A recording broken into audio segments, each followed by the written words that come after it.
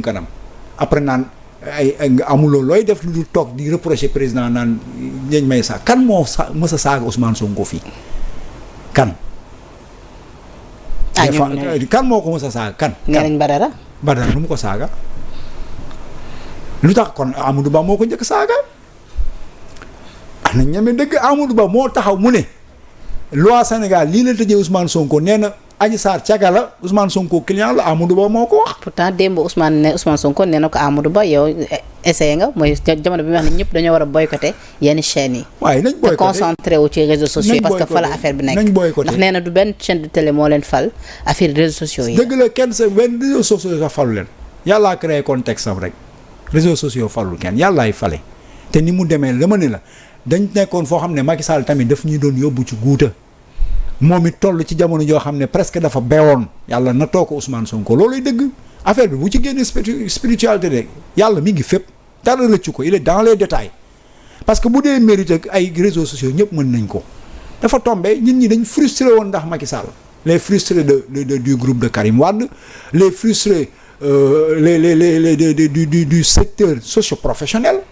ak yeneen Macky Sall nekk di nelaw bëgg forcer troisième mandat naan di fu ñaaral di bloquer nit ñeeg yooyu gars yi jëlee ko fii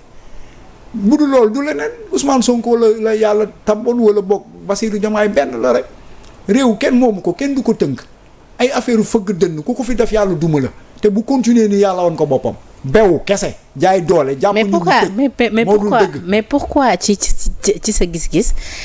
tout le temps ki jëlagul pouvoir bu jëlee pouvoir rek dootoo ko xàmmeeti. waaw mais ça dépend ci man dama analyser d'abord lan mooy motiver nit ñi pour ñu dem jël pouvoir Penda osons faire en tout cas une classification des acteurs politiques tu en sortiras 90% de ceux-là qui ont été des frustrés mer ngembu problème crypto personnel créé ji naa sama parti looloo fi am yaa ngi may dégg donc dootul woon ni réew mi doon doxee ci président mais dama am sama benn frustration def nañ ma nii ma mer voilà am naa sama groupe créé naa sama parti di xeex parce que cooli ñaata président moo fi amagu juróom lañ de bëriwuñu ñi ko fii xëccoo ak a bëri mais juróom rek a fi amagum c'est une jeune démocratie quelque part depuis lors on a eu que 5 présidents de la République yaa ngi comprendre donc du ñuy xëccoo ñëpp ci yegg mais dama la bëgg wax xoolal opportunisme bi ma la wax gis nga nan ngay jàngatee Sénégal boo jàngatee presse Sénégal rek jàngat Sénégal waaw boo jàngatee presse bi ni muy doxalee ci surtout nag ci conflit Macky Sall Ousmane Sonko nekk ci ay opportunistes yoo xam ne ku nekk yaa ngi am koo ciy nekkal toppatoowoo Sénégalais yi fu impact bi am seen kaw ñaata nit fi dee ci ay caaxaan yaa ngi may comprendre ñaata alal moo fi naax saay ndax politique politicienne ndax opportunisme looloo taal réew mi mais ressentiment ne Sénégal moo ma ñor ba nga mën a def ay renoncement sacraliser la vie des Sénégalais nekk un vrai patriote xam ne lii bu ma ko waxee nit ñi mën nañ dee te yéeniwuma kenn dee mën naa ko gàddu ndaxte jullit laa jantal laa amu fii. mais de là à boycotter des chaînes de télé. waaw yëfu naxasa kandang la fii mu boycotteel yàllaa leen yor ni mu la yoree ni nga gëmee ne yow kenn mënu laa tere wala kenn mënu la xañ sa wërsëg mënoo fi xañ wërsëgu kenn. te nee na yooyu chaîne tamit du leen may dara parce que ku jug pour xeex ko moom dina la xeex. waaye doole day jeex parce que yàlla da koy nangu boo fi jugee ñu def la ko ku ayewal sa moomee foofu lañ toll ils ont intérêt à réorienter effectivement le débat bañ ñu yóbbu fi nga xamante ni non bi day yegg boo fi nekkee da nga fiy jugee ku la ne la géntal na la 2050 da lay sóob parce que un intellectuel sax tu dois réfléchir que ni en général un pouvoir en place il fait 2 mandats il fout le camp au Sénégal. mais kaw Badara Gadiaga parquet bi ñu ngi sàkku à ce que ñu placer ko sous mandat de dépôt te ubbi ci ab instruction. waaw kaw Badara ni ma koy jàng dama ne laaj naa la sànq gars yi ñi ngi mbubboo Badara day saaga dama ne nettali bu ñaawee jëf jaa ñaaw benn ñaar Sénégal fii kenn waru fee tëj kenn tant que Azoura Fall mi ngi traîner parce que moo taxaw jàkkaarloog vidéo am saaga ndeyi président de la République di xam nga nit ñi dañu war a am kersa gis nga pend gars yi nañ nekk jullit gars yi nañ am diine nañ bàyyi injuste lii lañ fi doon kaas ñoom mooy jéem a bâillonner la presse bâillonner opposition aucune voix contradictoire bëgg yaa ngi nii ba on ressent même xamuñu justice Sénégal justice lan la dama ne Azoura Fall dafa saaga président tuddul yaayam kooku tant que mi ngi traîner ñuy jéem a lay ne dafa dof amatuñu kuñ fiy jàpp. maa ngi gis léegi un de ses amis di Abou Diallo def ci ab post nee na la sérénité de Badara Gadiaga est légendaire. Cet homme est l'incarnation du courage, à deux doigts d'être inculpé pour diffusion de fausses nouvelles, suspecté de recevoir des financements occultes venant de personnes étrangères pour déstabiliser les institutions de la République, propos contraires aux bonnes mœurs, jeter le discrédit sur une personne détentrice en tout une partie des prérogatives du président de la République. Il garde son calme olympien et fait face seul au doyen de juge à l'absence de ses avocats qui ont décidé de quitter le bureau puisque les conditions de défense ne sont pas respectées. Poste bi nga xamante ne Abou Diallo poche de Badara Gadiaga def na ko. waaw di ko masawu di ko encouragé man damaa jàpp ne inna Allaha ma sabirina parce que ba ñuy xeexal Sénégal ku ci mel ni Badara Gadiaga man ba mu koy xam yàlla xam na ne xamaguma wala maa ngi doog a xam Ousmane Sonko parce que man Ousmane Sonko yendu naa këram 2010 jamono jooju ñun fekk na dañuy bàyyi suñu bureau yi bàyyi suñu liggéeykaay yi da dem rado ak suñu parti politique yi ànd ak M23 bi di xeex pour la démocratie sénégalaise et depuis lors Badara Gadiaga n'a jamais abdiqué yaa muy dégg mu nekk koo xamante ni bu dee dañuy woote patriotisme ak engagement pour ce pays sur ce plan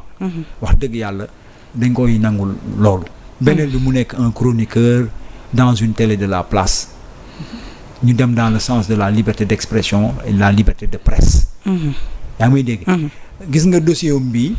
li ci jaxasoo dafa bëri dafa mel ni rek quand on a reconduit les fonds politiques ak xawma spéciaux dafa am lu mu prouvé li mu prouvé mooy ñi doon wax dafa xaraam gëmuñu ko dañ ñu doon nax ñi doon wax don de soi pour la patrie waroon nañ xam ne am na Sénégalais bu ñu xëyee du ñu ndékki du ñu añ du ñu reer war nañ xam ne budget santé ministère de la santé doyul ñu ne lii ñuy jël fonds politique pour nguufaanoog yooyu nañ ko ca dolli parce que ñoom ñoo waxoon ne baaxul waaw mais bi ñu ñëwee dans la pratique li fi amoon dañ daan defaat loolu mooy wane ne dañ doon nax nit ñi doon woote amul moo tax ma ne don de soi pour soi-même parce que quand c'est pour la patrie tu fais du renoncement. mais ndax jàpp nga ni affaire bi. donc lu ko Badara Gadiaga war na war a mën a yegg ba ci ay placement sous mandat de dépôt ba ay. non mooy li ma la wax c'est-à-dire Badara les a emmerdés entre guillemets nga en parenthèse nga baal ma ci wax ji. mais voilà parce que il a été féroce contre ñoom et très intelligent même bu dee buñ la waree jàpp kenn mënu ci rëcc mais l'essentiel tooñul dama ni. man dama gëm ñuy teg daan nit. bu wàcc ni le PM nee na romb na am na ko ñu doon entendre bi mu rombee foofu ñett nit topp ñu. waaw li ma ci jaaxal ci ñetti nit ñi fexe na ba xàmmee ba gis ci ay ministre bu fay ñëw kon de seetaan na may jàpp ne PM li muy yëg yëpp ci xolam bu ko waxoon Sénégal këppu. mais keroog ful bi accompagner Badara ak situation bi jusqu'où la mën a bénéficier à Badara. xam nga Badara kii que ça soit. vu que ni ñenn ñi déjà ñu ngi koy coller ab étiquette politicien encagoulé. mais politicien dafa am agenda moom mi déroulé. bu ko neexee mu politique. Badara daan politique avant Badara réew mi la nekkoon. Badara jiite na liste Grand Dakar moom kese defar liste boppam dugg ville de Dakar nekk conseil nëbb ko fi xam lay nëbb wala lu ñuy bañ bul sàcc bul jubadi. yaa may comprendre loolu la ñuy war a bañ mais kuy politique déggoo ma ne la kenn mënu la ko reprocher loolu parce que ñoom yàgg nañu ànd ak ñuy woote société civile Badara wootewul société civile di politique et je les cite ñoom Guy Marius Sagna ñaata yoon nañ ñu bluffé bu ñu ñëwee ñu ngi aar lu ñu bokk ay ñoo lànk. mais nee nañ su amulee BFM nu mu mën a diriger yenn structures yi wala boog ay fonds peut-être fu muy. fii Serigne Mboup lay diriger structure. da nga ko xamal diplôme Youssou Ndour ban école la génne da nga ko xamal diplôme keneen ak keneen ñaata millionnaire ñoo nekk Sénégal mënuñu jàng mënuñu bind mënuñu lire loolu daf ko tere c'est pas intéressant mais les gens arrivent à gagner même des marchés avec des commissions sans pour autant nga yor sax entreprise la loi le permet te yow boo gisoon ko la ne damaa bëgg tel marchandise wala tel produit des centaines de tonnes boo ma ko indilee am nga ci lii doo ci dugg suñ laa da koo tere violé wul loi bi problème bi mooy lan lañ ko fa yóbbu boom Amadou Ba moo toog wax moo tax ma ne la problème Badara dimension bi mu dem dafa am solo dafay wane lu bëri. dafay wane lu bëri mooy ñii li ñu doon wax ne injustice la du dëgg du yoon di ko xeex ba nit ñi topp leen ci ñii ñàkk seen bakkan gëmuñu ko woon parce que bi leen yàlla nattoo jox leen nguur dafa leen yomb ke ngay àndal day fay saaga ndeyi président nga du mooyu parloo ak moom kenn du ko woo kële di faram fàcce di wax lan la loi wax nga ne dafa def tenir des propos contraires aux bonnes mœurs mais dans l'interprétation de cette loi c'est Amadou Ba le juriste qui s'est gouré parce que boo liiree je pense l'article 324 du code pénal parlant de la corruption de jeunesse waxul ne Adji Sarr caga la Ousmane Kenya la musu ko wax kooko def diffusion de fausses nouvelles. moo tax l'avocat de Badara nee na Badara da leen renvoyé waat ci li nga xamante ni moom moo di procès bi. mais dama ni boo liiree procès bi et par contre li Badara faram fàcce moo gën a jege sax que li Amadou Ba wax mais Amadou Ba li moo wax moo gën a garaaw li mu wax code pénal waxu ko code pénal musul tudd caga musul tudd prostituée musul et puis jugement bi tamit waxul Adji Sarr prostituée nga waxul Ousmane Sonko client nga. mais c'est-à-dire finalement sax ñu cette affaire kañ lañ ci mun a noppi définitivement. l'affaire Sweet Beauté. dama ni man de bu ma doon Ousmane Sonko comme. grand coow loolu yàgg na de. non bu ma doon Ousmane Sonko comme que dafa am ñu mu complot. coow loo xamante ni ba tey moom moo tax ñuy convoqué. non ñenn ñi ma jàmbal convoqué nañ ko ci avant Badara. dama ni comme que dafa am ñu ma complot man ba nit ñi commencé cee dee ñu tàmbali ci 14 morts mais ñooñu ñi ngi fii. mais ñooñu daal dañuy toog kenn dara du leen ci fekk ñi Ousmane Sonko tuddeen seen tur xanaa war na mën a am ay preuve ne dañ ko complot ñooñu kenn waru leen punir sax nga foog fenn dem complot nit ba 14 nit dee ci ba tey jii ñu li ci dee ci Sénégal comploteurs yi kay yëf yi waru sedd si ñoom. waaw mais ñi ngi fi ils sont là ils traînent dans Dakar c'est pas ñi ngi fi loolu la ñuy war a laaj lan moo tax Ousmane Sonko bi waxoon bu lii yëpp weesoo dinaa porter plainte du tax porter wul plainte. D'accord. C'est ça que les gens doivent se demander. Au même moment tamit à rappeler que ni Bachir Fofana mu ngi ci kaso bi Moustapha Diakhaté Abdou Nguer pour la même chose dama ni. oui. waa jii di Amadou Ba ne moom moo def diffusion de fausses nouvelles moom moo toog ci télé bi wax lu tax nit ñi dar seen gémmiñ dañ ko woo bàyyiwaat ko mu dem ci ñoom la far yaa ngi may dégg. kenn mënul gëf lu gën a pire li Azoura Fall def te mi ngi ànd ak sagom dara jotu ko mais kenn du ko laal. loolooy wax ja yéen ñi doon combattre l'injustice la justice à deux vitesses la démarche partisane de la justice yéen seen bosa leer mais nag bettuñu parce que waxu leen ma rek lan ngeen fi waxoon ne à part diggoon nit ñi tëj man tëj yi daal diggoon ngeen ko te yéen a ngi koy def alhamdulilah mais à part loolu leneen lan ngeen ñu dig mais masla bi moo war a jeex masla bi moo war a jeex ils ont atteint leur limite. Parce que sur le plan économique gis nga ne demuñu. retour de parquet lu Badara Gadiaga amaat bu ñu jot sukkandikoo ci xibaar yi ñu jot dina fanaanaat foofee ca commissariat bu Plateau. waaw sant yàlla gis nga Penda lu am nañ sant yàlla. man loolu laa gis. dama ni. il faut être endurant dans ce combat pour la démocratie. du ay Ousmane Sonko dañ ko miinoon depuis ci Macky Sall. man loolu laa gëm ànd naag lu ne xamul lu ci am solo. bul tooñ. waxal loo xam waxal dëgg àndal ak yar ak teggin teg ko ci xam-xam leneen lu ci am rek sant yàlla parce que dafa am ñoo xam ne dañu déterminer combattre lii ñun lijjantiwuñu ki koy def ni mu tudd Ousmane Sonko la tudd soit Bassirou Diomaye la tudd soit tuddoon na fi Macky Sall soit tant qu'on aura l'opportunité taxaw ne lii du dëgg du yoon billaahi wal kitaabi dañ koy wax fii kenn du yàlla kenn du yonent Ousmane Sonko du yàlla du yonent Bassirou Diomaye du yàlla du ñoneen mënul muus ak waane bañ ragal ko kon ñu génn diinal islam. D'accord alors grand fi ñuy daaneel nag ci point yi nag moo di à rappeler que yaa ngi ci secteur santé bi noo ko gisee. rien n'a changé. seen ministre bi nag moom. ministre bi ci njëlbeen laa leen wax man dañ ko waroon dàq la lendemain parce que un ministre qui vient suba teel nga ne man su may recruter waa Pastef laay recruter kooku soxlawuñ la tàmbale nga ñëw li Sénégal traversé yëpp ci ay étapes ci xeex amoo looy def lu dul naan man su may recruter ay waa Pastef laay recruter loolu déjà c'est un problème beneen bi mi ngi nii ñi ngi ci ay grève yu dul jeex traitement clientéliste et partisan dans la gestion de ce secteur, discrimination totale dans le traitement accordé aux travailleurs. Syndicalistes yi ñi ngi def lu ñu mën yaa may comprendre. beneen bi mooy les usagers. Moi je pense que ne le type de relation qu'il y a entre les usagers et les structures il faut que ñu xoolaat ko aussi. Parce que hôpitaux yi même si c'est pas des structures publiques nu mu tudd gratuites où les soins sont gratuits. Surtout ça nit ñi dañ fay ñëw di fay seen xaalis pour ñu faj leen. Moi je pense que ne de la porte à la porte. Les gens ont tendance de dire de la porte à la morgue on dit de la porte à la porte c'est-à-dire ba nga fay dugg ba nga fay génn da nga am ay àq ak ay yelleef.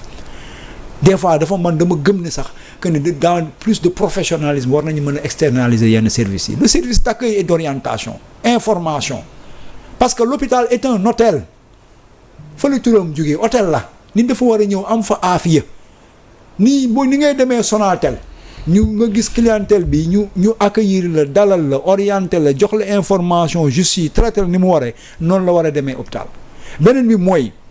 nañ def politique boo xamante ne la détention de la carte CMU qu'elle soit obligatoire sur toute l'étendue du Sénégal parce que loolu rek moo mën a dimbali nit ñi c'est-à-dire l'État a l'obligation de veiller aux soins des populations mais pour ce faire il faut que l'État soit stratégique nit ñi da ngay ñëw dugg hôpital similay saala ñu ne la IRM 150 000 baa ñu ne la scanner presque 50 000 da nga war a jënd produit joxel caution nangam amuloo ko.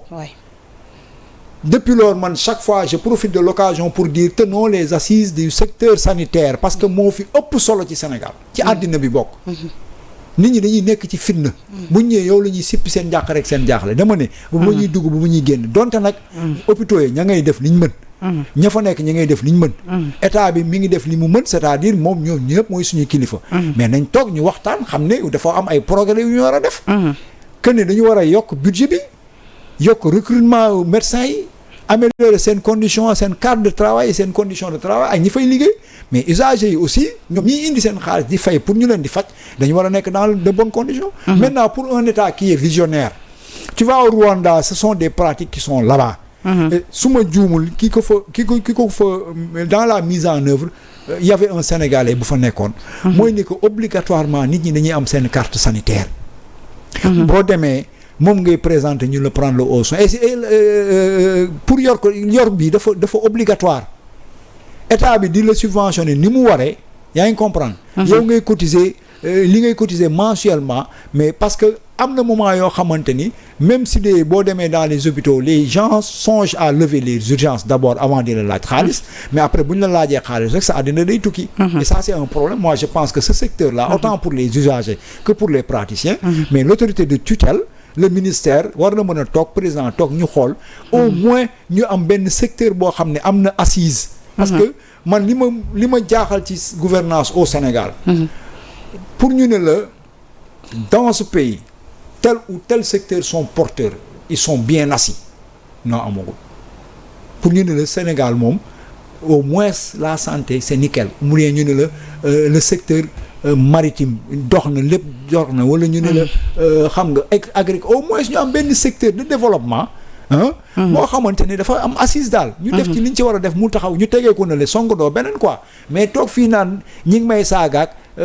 président Diomaye Faye na jël autorité am di attaquer magistrat yi non damay ragal ne li nga yenu moo diis donc d'accord grand merci kontaan naa recevoir la c'est toujours un plaisir sant naa la ci sa temps bi